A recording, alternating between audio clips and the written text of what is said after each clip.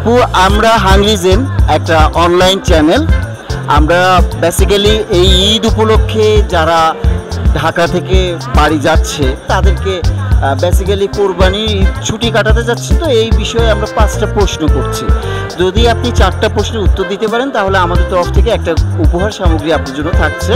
আমি কি আপনাকে প্রশ্নগুলো করতে পারি আপু? আপু কোরবানি কার উপর, কোন নবীর উপর নাজিল হয়েছিল? 4জন নবীর নাম আমি আপনাকে বলবো, আপনি এর মধ্যে যে কোনো একজনকে চুজ করে নিতে পারেন। ঠিক আছে, উত্তরটা সঠিক হলে আমরা নিব। হযরত মুহাম্মদ সাল্লাল্লাহু আলাইহি সাল্লাম, হযরত ইব্রাহিম আলাইহিস সালাম, হযরত ইসমাইল আলাইহিস সালাম এবং হযরত আমরা মুসা আলাইহিস সালাম। আমাদের কার উপর কোরবানি নাজিল হয়েছিল আসলে?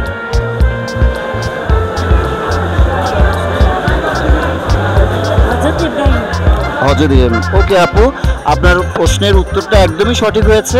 দ্বিতীয় প্রশ্ন আপু, কোরবানির গরুর মাংস কয় ভাগ করার বিধান রয়েছে এবং কোন কোন ভাগ, এটা সম্পর্কে যদি আমাকে একটু বলেন। 3 ভাগ। কার কার এই 3 ভাগে কার কার হবে সেটা কি একটু বলতে পারেন? আত্মীয় স্বজন, তারপরে হচ্ছে আমরা তো নিজের জন্য রাখি এবং আমরা হচ্ছে সমাজে দিই। আচ্ছা, ওকে, একদমই ঠিক। ঈদের নাম কি বলতে পারেন? ঈদুল ফিতর আর ঈদুল আজহা? ঈদুল আজহা। খুবই সহজ উত্তরটা দিয়েছেন। ঠিক আছে, আমরা ঈদের নামাজটা কয় রাকাত বলতে পারেন? এই ঈদের নামাজ 4 রাকাত না? ভুল হয়েছে আপু, ঈদের নামাজ 2 রাকাত। ঠিক আছে, ওকে। লাস্ট কোশ্চেন, হজে যে যায়, এই কোরবানির সময় তো হজ পালন হয়, হজে কার উদ্দেশ্যে পাথর নিক্ষেপ করা হয়? ইবলিস, শয়তান, ইয়াজিদ, ফেরাউন নাকি এদের 3জনের কেউ না?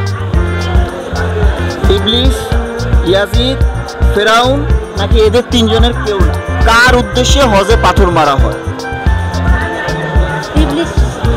ওকে আপু, আপনার উত্তরটা একদমই সঠিক হয়েছে। Thank you. আপনি নির্ধারিত 5টা প্রশ্নের মধ্যে 4টা প্রশ্নেরই খুব সুন্দর উত্তর দিয়েছেন। আমাদের চ্যানেলের নাম হচ্ছে হাংরিজেন। আমাদের চ্যানেলের তরফ থেকে একটা ছোট্ট উপহার আপনার জন্য থাকছে। ঈদযাত্রা যেন শুভ হয়, আমরা যেন ভালোভাবে সবাই ঈদযাত্রা দেখতে পারি এবং সবাই ভালোভাবে বাড়ি দেখতে পারি। সবার জন্য শুভকামনা হলো, অগ্রিম ঈদের শুভেচ্ছা। থ্যাংক